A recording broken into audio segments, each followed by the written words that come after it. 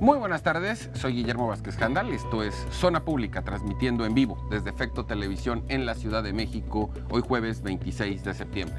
Usted nos puede ver en el 234 de Sky, 125 de Easy, 163 de Total Play y 159 de Megacable. En nuestro sitio web www.efecto.tv, efecto con K no lo olvide, y en nuestras redes sociales. En Facebook TV Zona Pública, en Twitter @Zona Pública_TV y en YouTube a través de Vázquez Jandal Oficial. Esta tarde me da mucho gusto darle la bienvenida a José Centeno. ¿Qué tal, Guillermo? Buenas tardes. Gabriel Beltrán, Jaime Gutiérrez. Guillermo, buenas tardes a todos. ¿Cómo estás? Para entrarle, digamos, al que ha sido el tema de la semana, aunque realmente tiene una connotación y un contexto histórico, y me refiero a el artículo que escribe en su momento Pedro Salmerón, en su momento director del Instituto de Estudios de las Revoluciones Mexicanas, porque en principio, y debo reconocer que hasta yo me fui con la finta, se hablaba de un tuit o de un comentario. No, es un artículo donde además en la parte principal, pues es hasta bastante obsequioso con la figura de don Eugenio Garza Sada. Pero hay un punto en el que señala que los integrantes de la Liga Comunista que lo secuestran y lo matan son valientes. Evidentemente, como usted sabrá, esto ha generado una polarización, una polémica, que incluso terminó costándole a Pedro Salmerón el cargo. Y oyendo todas las vertientes y los análisis, llego a la conclusión, sobre todo hay que entender el contexto histórico.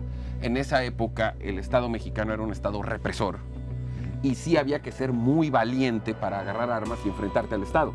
Porque hoy en día, pues bueno, si usted participa en una manifestación, pues las fuerzas del orden nada más cuidadito y te toquen, ¿no? En esa época te mataban y te desaparecían. Vamos, en el contexto de la valentía de enfrentarse al Estado, pero yo creo que asesinar a una persona no puede ser considerado por ningún motivo y por ninguna razón un acto heroico o de valentía, ¿no? Así es. Bueno, pero esto ¿a qué me lleva? Y ese es el fondo de lo que vamos a construir el debate hoy. Esto pasó en los 70s. Y me da la impresión personal que toda la polémica de la discusión el día de hoy entre derechas e izquierdas tiene que ver con el contexto actual. O sea, nos peleamos por todo, estamos polarizados y tomamos hechos del pasado a los que les cambiamos la narrativa o nos acomodamos dependiendo de nuestra ideología para pelearnos. Y si el gobierno de la República, que finalmente es un participante y un actor protagonista en esto, quiere realmente una amnistía, quiere una reconciliación social, no puede ser a través de este tipo de pleitos. Empiezo contigo, Jaime. Mira, hago una reflexión de lo que estás comentando porque todo parte al principio que es un funcionario público. Eso es lo único que yo diría. Totalmente de acuerdo. Si él hubiera sido un investigador y hace esa opinión, es una opinión personal.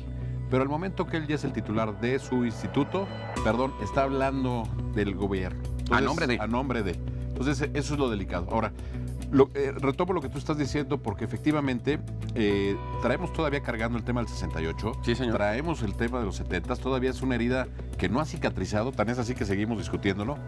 Y como tú bien lo señalas, si tú traes esos eventos del pasado, los estamos utilizando hoy para pelearlos. Por eso, en este programa, lo hemos dicho, tú has sido muy insistente, en que no debemos de tener un discurso de polarización, nada de fifis y chairos. ¿Por qué? Porque lo que se genera es esto. Entonces, sí, lo que estamos buscando son piedras del pasado, de donde quieras, para poderlas aventar. Ahora, es un comentario desafortunado, como bien lo señalas, el 17 de septiembre se cumplieron 46 años del desafortunado asesinato del empresario, que por cierto, para los que no lo sepan, fue el que creó el TEC, por ejemplo, entre varias cosas, ¿no? Un empresario muy exitoso, pero el Tecnológico de Monterrey. Muy exitoso y muy filántropo. Así es. Ahora, como tú bien lo señalas, ninguna muerte se puede aplaudir. No hay forma. No hay forma, no hay manera. Entonces, aquí el problema es que él hace esta reflexión de los 46 años de esta situación y se le ocurre entrecomillar como valientes jóvenes. Y de ahí se genera toda una polémica. Porque ahí, perdón que te interrumpa, hay una confusión ideológica del gobierno en el sentido de somos de izquierda, entonces tenemos que elevar todo lo que suene a revolucionario, a lo que suene de izquierda y comunista. Sí. El secuestro y el asesinato son actos de terrorismo. No hay justificación. Ahora, si vamos a hablar del pasado y queremos resanar, también tenemos que hablar de los soldados que desafortunadamente murieron. 6. Y también que hirieron, pero yo recuerdo el 68, el primero que le dan es al general al Toledo, ¿no? Es el primero que cae, herido en una pierna. Pero bueno, las familias ¿no? De las personas, porque Garzazada no fue el único empresario, hubo gente que también... Aranguren de Jalisco. De Jalisco, hubo otras personas que también... Entonces, esas familias también necesitan también, pues de alguna forma, pues como dicen, que se les pida. Sí, pero yo creo que esto de estar empezando a pedir perdones es No también estamos de un acuerdo. tema ideológico, es un tema de moda. Ahora, hay que dar la vuelta a la página. Yo creo que Y ponernos a discutir y lo que ponernos a realmente discutir lo importa. que realmente importa, que es el tema de hoy. Eso sería Claro. mi reflexión. Híjoles, es un tema complicadísimo. Exactamente como comenta Jaime. Ha pasado muchísimo tiempo, no se ha cerrado esa herida, la polarización en el país sigue siendo sumamente fuerte. Y lamentablemente es un tema que sigue siendo bastante estudio. No se le puede decir a alguien valiente, incluso la palabra valiente cabría mencionar y que la gente del estudio lo sepa y lo que nos están escuchando, que es una palabra romance que viene del griego, del latín, y principalmente está enfocada al tema del corazón. Entonces, a la parte del corazón en italiano se le dice coraggio. Entonces, viene el coraje. No se le puede decir a alguien valiente, a alguien que sea un asesino. No, no se puede. Entonces, no se puede. Incluso, exactamente como lo comenta Jaime, siendo director de un instituto, al ser frente, no puedes llegar a tomar ese tipo de cuestiones. No, porque estás hablando a nombre del Estado. Exacto.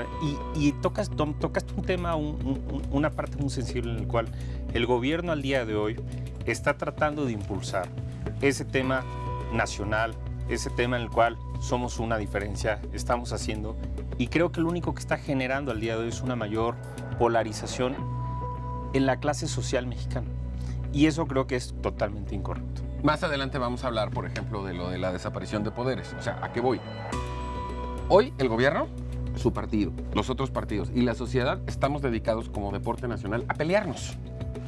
En este caso, y por eso lo señalamos y por eso le estamos dando tanta importancia, yo siento que se está pretextando el tema del 70 o de esa época para tener otro argumento más de pleito.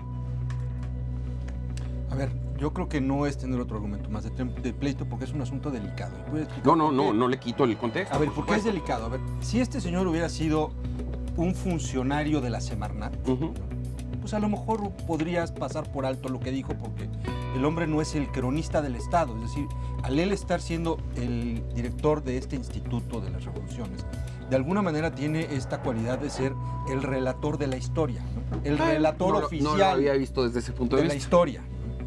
Y eso lo convierte en un constructor y calificador de los hechos pasados. Si la nueva administración, la 4T y toda esta ola de renovación moral o de supremacía moral, como ellos mismos se auto... Esto tiene que ver con ponen, eso también. Bueno, tiene la tendencia a hacer apología del delito, es decir, a justificar y a convertir en héroes invalientes Celebrar. a los que secuestran y a los que asesinan.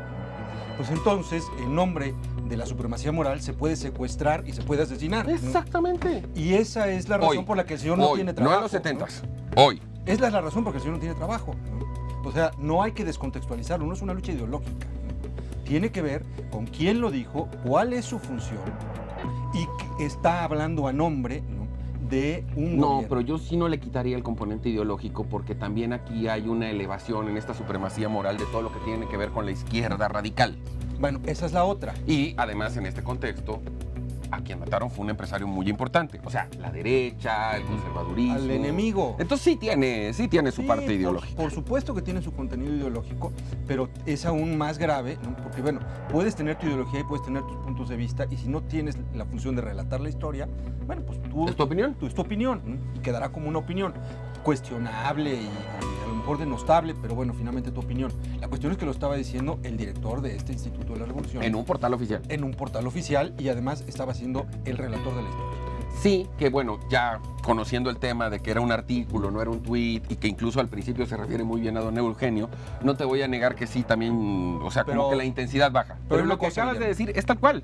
Hay una cosa, Guillermo, cuando tú aceptas un cargo público, ya no puedes separar tu esfera privada de la esfera pública. A ver, estoy Eso lo totalmente de tenemos que acuerdo tener contigo y por eso también quiero retomar cuántos ejemplos como este hemos visto en los 9 meses que lleva este gobierno.